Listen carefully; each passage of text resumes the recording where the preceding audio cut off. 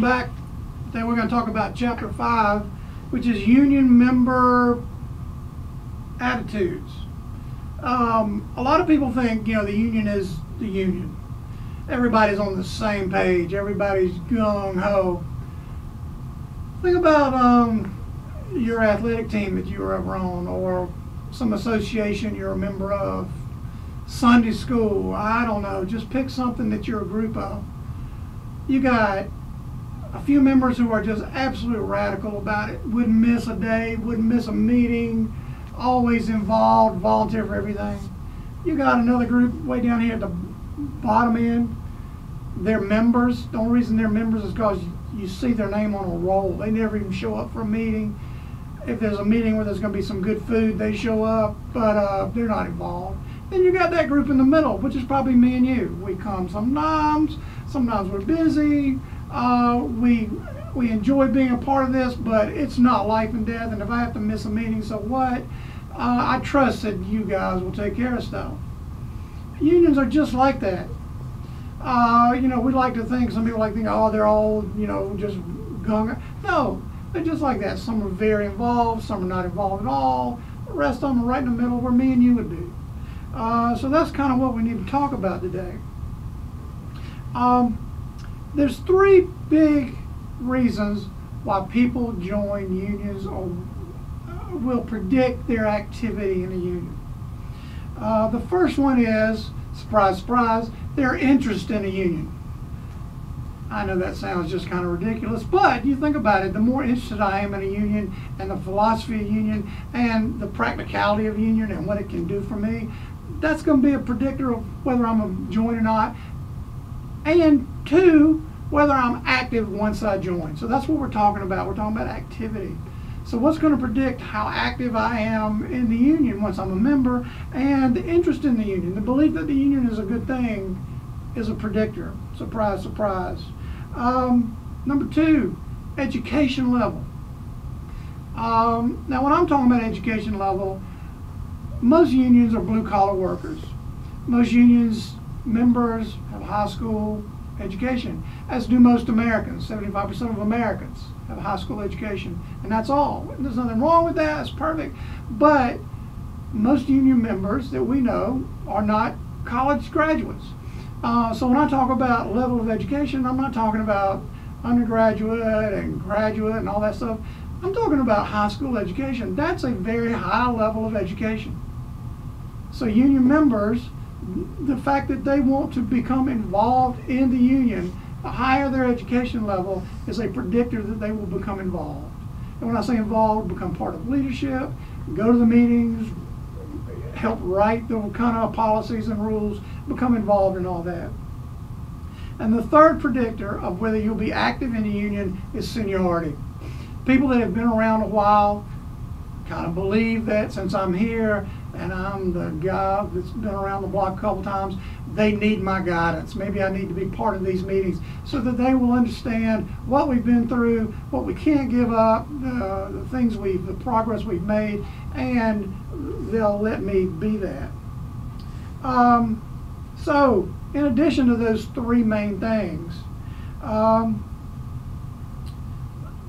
there's another reason that we participate. And the first one is administrative duties. We do that because there are some administrative things that we need to do. We need to take care of business. We've got this contract, we need to administer that. The next thing is we do need to attend meetings. We need to show that we are in essence part of this. We want to be here, we support this. The next big thing that we want to do, participation, is vote in elections, and you have high turnout in voting. You really do. And so even those members that sit down and don't ever come to a meeting and never get involved, they will show up and vote. Strike authority. The members have to vote on strike authority. They have to give. Two of us can't say let's strike. It's a majority rule of the members of the union. So they're the ones that will decide through majority rule that we want to strike. We're going to talk about strikes and when they're legal and when they're not, etc. But given that they're legal, we have decided, yes, we're going to strike or no, we're not going to strike. So that vote is very important either way. And contract ratification, the last one. All contract ratification comes from the local union. And we're going to talk about that ad nauseum. The national union has a big hand in that, but the people that sign the contract are the local union. So that's another big activity they had. How crazy is that?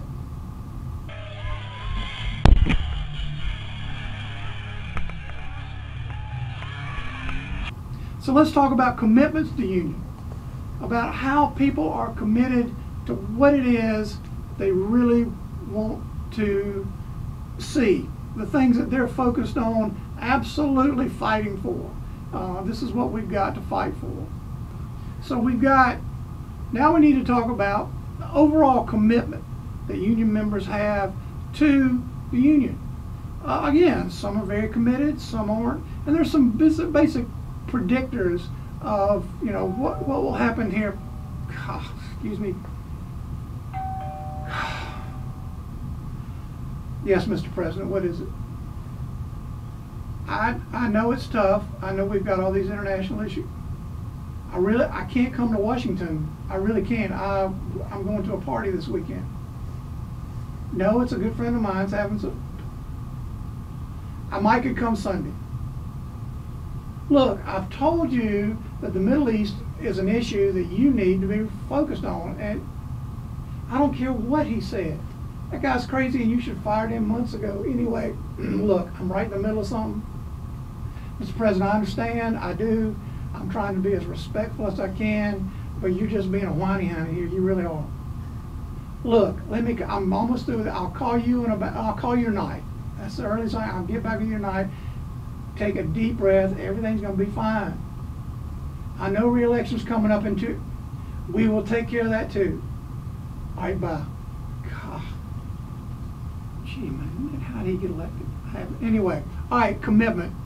How people are committed and the level of their commitment is something we need to talk about. Let's talk about this first. Something called dual commitment. What do I mean by that? You're a worker and you work for this company. You're also a union member that has a contract with this company. Here's the deal. Where do your loyalties lie? Where's your commitment? The union does not pay you a dime. They don't have any money to pay you. In fact, you pay them. So you're intellectual enough to know that, daggum, that paycheck I get every Friday, every 2 weeks, the company is paying for that. But I'm also a member of this union because I feel they protect me from this company. Because this company does all this bad stuff, quote unquote. So where does my loyalty lie? Am I committed to the company by doing the best job I can? Am I committed to the union because we're now in a disagreement with the company and therefore I need to do behaviors that will support the union and not the company? That's always a big issue. Where does your loyalty lie? Where are your commitments? Where should they be? You agreed to be part of this company. You agreed to be part of this union. It's almost like having 2 significant relationships. And you've kind of committed to both of them. So where does your commitment lie? So that's in general. That's a general relationship that a union member has. Committed to the company, committed to the union. Within the ranks, there are levels of governance, levels of responsibility and authority. The most common one we hear about is called the union steward. A union steward is somebody that represents the union to management. If there's an issue, if there's a concern, if there's a problem, we all can't walk up to the management's office. We have a steward. We have one person that will go up and represent us, and he'll or she will meet with the representative from the company, and they will interact and try to come to some kind of agreement. Because it can't be mob rule, and that's not efficient at all. A union steward can be elected or appointed. They're usually elected, but sometimes they're appointed. They'll be appointed by the executive board at the local level, or maybe the executive board at the national level. Most of the time, they're voted on. They're elected. So let's just go with that. The union steward has more dual commitment. They have the normal dual commitment of the normal union member, which is the company or the union. But the union steward has even more of that. They feel more responsibility to the union because they were elected by the union. But they also know that when they go to represent the union to the company, that they're trying to get the best deal they can for the union, but they still can't be antagonistic toward the company. They have to go to the company and negotiate what they think is the best thing for the union. And sometimes they have to go back to the union with news that the union ain't really crazy about hearing. Guys, we really had to give up this point because we wanted this other point. And we won that other point, so we had to give them something they wanted. So it's a very difficult relationship for the union stewards. Union stewards get a little bump from the union. It's not enough for all the aggravation they go through. It's mainly they do it because they truly are committed. People that run for a union steward truly have a commitment to the union and feel like they need to help represent it as best as they can. Local officers of a local union, usually, this is not set in stone, you'll have a vice president, a president, a vice president, a treasurer secretary. A lot of the times treasurer secretary is combined. Somebody just to keep the administrative wheels working on that local contract. Let's talk about demographics in terms of union activity. The demographics that we see, unions have been very inclusive, as we talked about even back in the 1800s. They were open to minorities, African Americans, women, which was unheard of back then, and they've carried that tradition. You will have a lot of, in terms of the power structure and the officers of a union, local union, at the local level, women and minorities will have a high percentage. Minorities certainly higher than the national average, women around 50%. You'll see a lot of local authority vested in women and minorities. However, just like in the national scene, when you go to the national unions, that drops off just almost off the cliff. There's very little representation of women and minorities at the national levels of unions. And it's something that the minorities and women are trying to change. And it's an issue that the unions have because, again, we're all inclusive, except sometimes we're not so inclusive. And a lot of this is done through a vote process. So they try to keep it as democratic as they can. And it's just like our Congress. It's democratic, and you have very few female representatives in Congress. So, you know, what are you going to do? You've got a democratic process that you live by. However, it's not giving you what you think is an equal representation of the demography of your organization. And the unions fight that just like our representatives fight that, just like, our states fight that. So that's just an issue that we're all going to have to deal with.